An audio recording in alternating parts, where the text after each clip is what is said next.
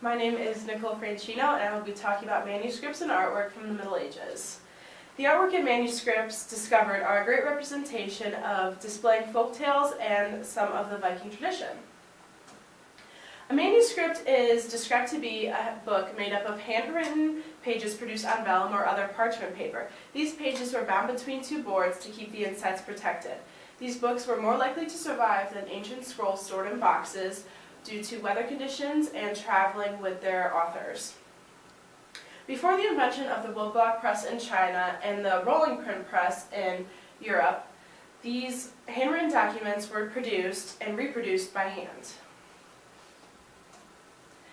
Khan Academy's post on medieval manuscripts tells readers that one of the most famous manuscripts from the Middle Ages is A Tale of Beowulf, described to be found in the Anglo-Saxon period about 410 AD, and the Anglo-Saxon period lasted about 650 years. The manuscript started out being a story told over and over again until somebody finally wrote it down. The story of Beowulf took place in 6th century Denmark and Sweden, and as the author still remains unknown and some of the content has changed throughout the years, a lot of characteristics and details have also changed, but the basic plot of the story has stayed the same. According to British Broadcasting Corporation, known as BBC, the Anglo-Saxon settlers made their way over to Britain after the fall of the Roman Empire around 401 AD. The Roman armies withdrew from Britain early in the 5th century because they needed to head back home to defend their crumbling empire. During this time, the Jutes and the Frisians from Denmark were also settling in the British Isles, but the Anglo-Saxon pilgrims were their own masters of the new land and had no intention of keeping the Roman legacy alive.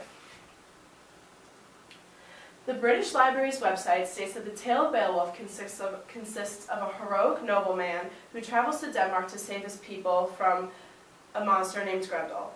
The role model takes the readers through the journey of his life, and more importantly, we are going to discuss some of the artworks found throughout this tale.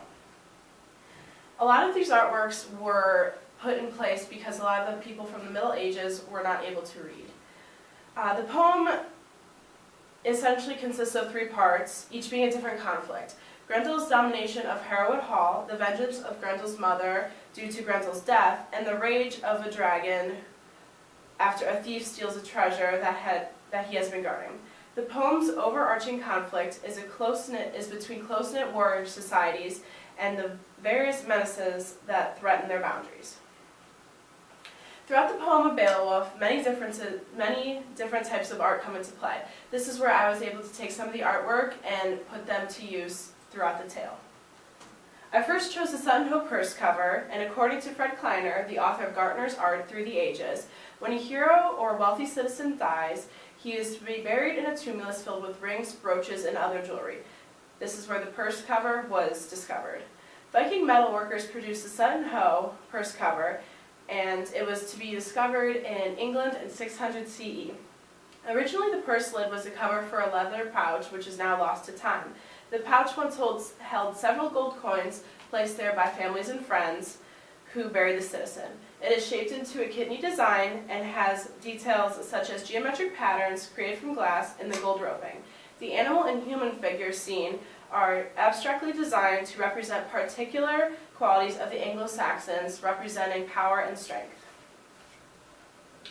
Another discovery from Norway led to the Osberg ship, predicted to be crafted in 800 CE. The Osberg ship was made to either be buried in the ground or set to sea with a wealthy citizen laid to rest in it.